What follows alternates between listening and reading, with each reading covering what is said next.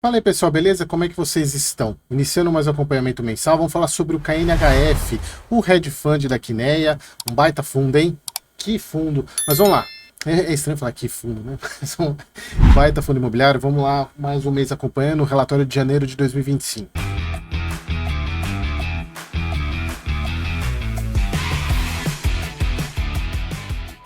Bom, então vamos lá, sem muitas novidades, assim como basicamente todos os relatórios de janeiro, né? Sem muitas novidades. O fundo cota patrimonial 96, mercado 77, ele deu uma boa recuperada. Se a gente for pegar aqui, deixa eu abrir aqui.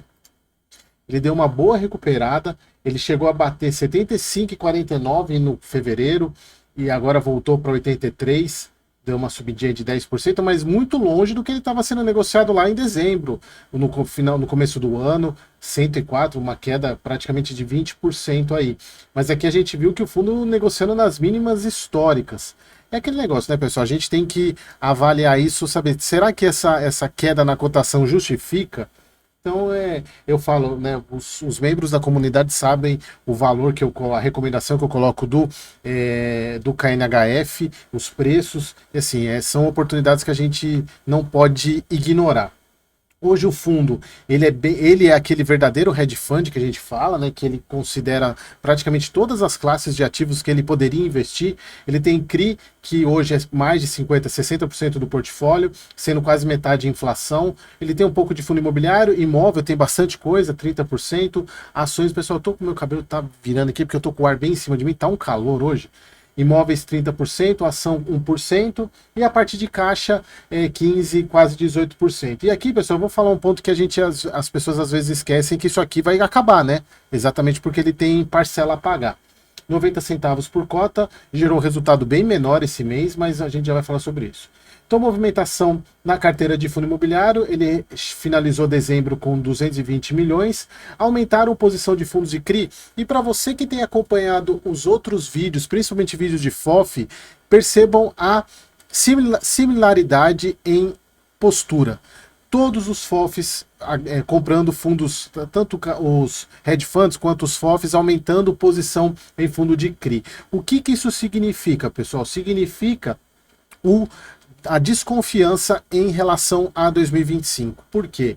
Eles estão aumentando posição basicamente em fundos atrelados a CRIs de IPCA, exatamente porque já se espera que o IPCA não vai ficar na meta, vai ficar acima da meta esse ano, taxa de juros alta, por isso que eles estão adotando essa postura não conservadora, mas é uma postura mais alinhada com o que eles esperam. Então, isso você tem que considerar na formação da sua carteira também. Por outro lado, a gente voltar lá para começo de 2024, se você fosse montar a posição parecido com o que eles estavam montando, você ia quebrar a cara, porque grande parte montou posição em fundo de tijolo, esperando uma queda da taxa Selic, e aconteceu ao contrário.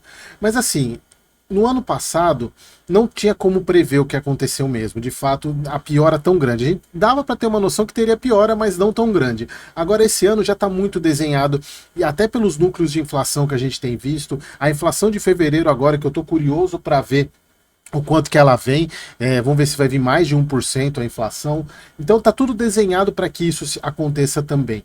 E de qualquer maneira, pessoal, você tem uma carteira com indexador de IPCA, no máximo, quer dizer, no mínimo você está protegendo o capital uma parte pela inflação, o que não deixa de ser todo ruim. Bom, aqui a queda do IFIX, né, a gente vê que o Mundo Estratégia foi os que mais caíram. Interessante isso, né? Aqui falando sobre a situação fiscal, continua a mesma coisa, alta inflação corrente, que é o que eu falei, provavelmente é isso que eles estão acreditando mesmo, que será uma inflação persistente. Convivemos atualmente com o desequilíbrio fiscal, não tem nem o que falar, né? E aqui a gente vê nitidamente a credibilidade que o governo passa. É a subida da taxa de juros desde lá de julho de 24 do pré-fixado de 5 anos, saindo de 12 para 14,80. Deu uma quedinha aqui no final de janeiro, mas mesmo assim taxas muito altas ainda. Movimentação de CRI, comprou esse Buriti Loteamentos, 25 milhões, CDI mais 2,75. Fazia tempo que eu não vi ele fazer movimentação de CRI. Aqui então a carteira de CRI a gente já sabe. Tem um pouquinho de compromissada, 4,6. E para você que viu o vídeo do KNSC, vai lembrar disso que eu falei. exatamente, o KNSC hoje é o que tem a maior posição de compromissada, mais de 10% do PL, isso claro que impacta o resultado. Que a gente vê a sensibilidade da carteira, lembrando, pessoal, sensibilidade não é o retorno em dividendo, é o retorno da carteira em função dos CRIs marcados com a duration. A gente vai pegar, olha só que coisa absurda. Como estava no 75, ele estava pagando, a carteira remunerando 17,28 IPCA e 9,21 CDI. É claro que no preço de hoje, a 83,90 mais ou menos, vai estar um pouquinho maior, vai estar, que seja, pessoal, IPCA mais 15, o que é muito, livre de taxa de administração, o que é muita coisa. E a gente pega, inclusive, a sensibilidade da carteira de imóveis, a gente sabe que o fundo comprou ativo negociado a R$40 mil o metro quadrado, para vocês verem como que está surreal, ainda continua surreal a precificação desse fundo. Aqui o fundo a gente vê que ele gerou um resultado muito menor do que ele pagou, e aqui também justificando o porquê que ele tem mantido essa reserva exatamente para linearizar, e aqui sempre lembrando que o KNHF dos fundos da Kinea é o único que adota essa postura de linearizar. Dos outros, eles basicamente eles pagam o que eles geram. Já o KNHF ele usou aqui, se a gente for ver em relação ao mês passado, quase 12 centavos de reserva. Mas está explicado exatamente por quê, pessoal. Eles venderam fundo, realizaram prejuízo com o fundo imobiliário.